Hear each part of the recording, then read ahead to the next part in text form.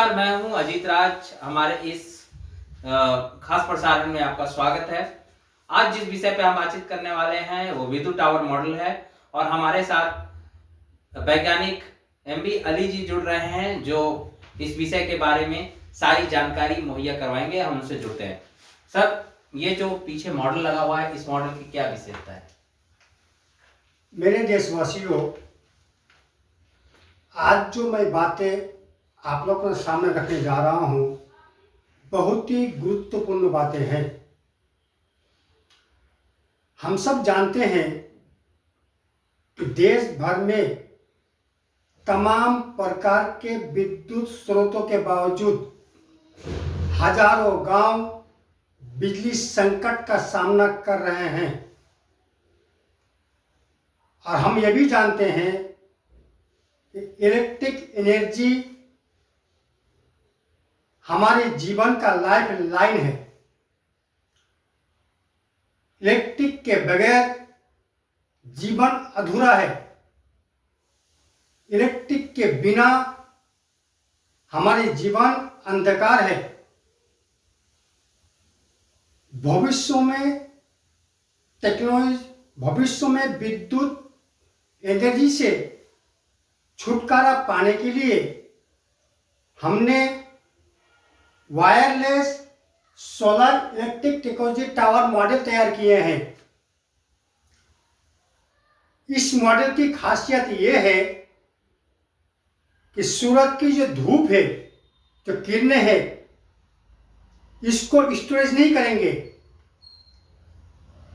एक technology tower model सूरज से direct ऊर्जा को उतारेंगे, स्टोरेज करेंगे और पूरी देश भर में सप्लाई देंगे। और ये टेक्नोलॉजी टावर मॉडल देश भर में कहीं भी स्थापित किया जा सकेगा। और एक टेक्नोलॉजी टावर मॉडल जगह बहुत कम घेरेंगे और एक टावर 1000 मेगावाट विद्युत उत्पादन करने में पूरी तरह सक्षम होगा। और एक टेक्नोलॉजी टावर मॉडल सूरज की किरणें ना निकले, धूप ना दिखाई दे, फिर भी इलेक्ट्रिक एनर्जी उत्पादन करने में पूरी तरह सक्षम होगा।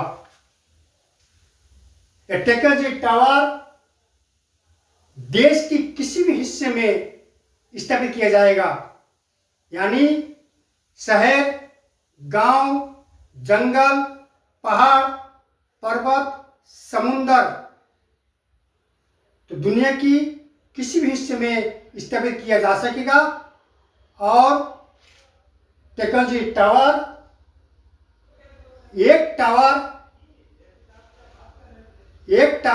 एक सिटी में लगाया जाएगा और एक टावर 100 किलोमीटर की दायरे में ऊर्जा सप्लाई देने में पूरी तरह सक्षम होगा।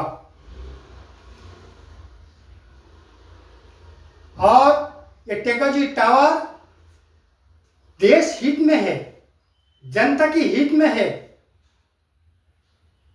एक टेक्नोलॉजी टावर देश में आविष्कार होने पर देश में जो इलेक्ट्रिक संकट है, ये पूरी तरह इलेक्ट्रिक संकट से निजात मिल जाएगा। टेक्नोलॉजी टावर अपने ही देश में आविष्कार होने पर भारत देश का नाम पूरी दुनिया में रोशन होगा। और ये टेक्नोलॉजी टावर पूरी दुनिया में सोलर एनर्जी की दुनिया में क्रांतिकारी परिवर्तन लेके आएगा। आपने ये बात बताई जब सरकार को, तो सरकार का क्या रिएक्शन था? आपने ये कहा कि मैंने लगभग गवर्नमेंट को 32 लेटर दिए। हमने केंद्र सरकार की विभिन्न टेक्नोलॉजी ऑफिस में 32 लेटर बाय हैंड दे चुका हूं, पर अभी तक एक भी लेटर का जवाब नहीं मिला। सिर्फ संक्षिप्त जवाब मिला कि हमारे सरकार के पास नई टेक्नोलॉजी को आविष्कार करने के लिए बजट नहीं है। दूसरा जवाब मिला कि हमारी सरकार नया कॉन्सेप्ट पर काम नहीं करते हैं। तीसरा जवाब मिला कि तुम्हारा टेक्नोलॉजी इस देश में आविष्कार नहीं हो सकता। तो मैं केंद्र सरकार को संकेत देना चाहूंगा और संदेश देना चाहूंगा कि सरकारी साइंटिस्ट को मेरा चैलेंज है, देश की साइंटिस्ट इस टेक्नोलॉजी टावर मॉडल को टेक्निकल और लॉजिकल हिसाब से और टेक्निकल पद्धति से समझने की कोशिश करें और हम इसके लिए पूरी तरह डिबेट के लिए तैयार हैं। मैं प्रधानमंत्री जी से गुजारिश करना चाहूंगा कि नए टेक्नोलॉजी को गंभीरता से ले और अपने देश में आविष्कार करने का मौका दे। ये टेक्नोलॉजी देश में आविष्कार होने पर देश की जो इलेक्ट्रिक संकट है ये पूरी तरह निजात मिल जाएंगे। क्या लगता है कि जिस तरह से हम कोयले, पेट्रोलियम वगैरह का आयात कर रहे हैं और देश पर एक कर्ज चढ़ता चला जा रहा है, उससे भी निजात मिलेगी? बिल्कुल। हम सब जानते हैं कि जमीनी जो ऊर्जा है, कोयला है, पेट्रोल है, डीजल है, इसके संकट का संकेत मिल चुका है। आज हम बाहर देश से कोयला मंगा रहे हैं, बाहर देश से पेट्रोल मंगा रहे हैं और हमारा देश में तभी जाके इलेक्ट्रिक स्रोत हमको मिल रहा है।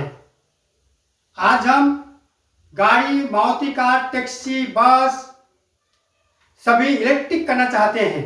बिल्कुल इलेक्ट्रिक करना होना भी चाहिए, मगर इलेक्ट्रिक आएगा कहां से, इस बारे में सरकार के पास कोई खाका नहीं है, कोई टारगेट नहीं है।